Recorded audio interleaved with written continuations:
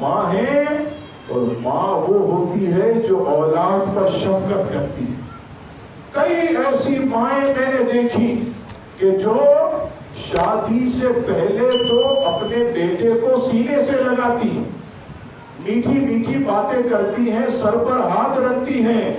لیکن جب شادی ہو جاتی ہے اب ماں کا سلوک جو ہے یہ مختلف ہو جاتا ہے۔ اب ماں یہ سمجھتی ہے کہ میرا بیٹا بیوی والا ہو گیا تو اب یہ بیوی کا ہو گیا، اب یہ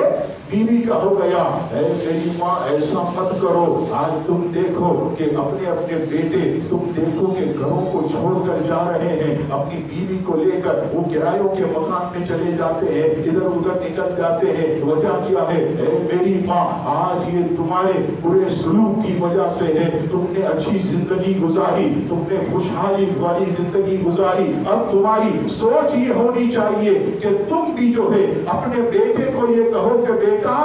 دیکھ ہم نے تو اچھی زندگی گزاری، خوب گھومے پھرے،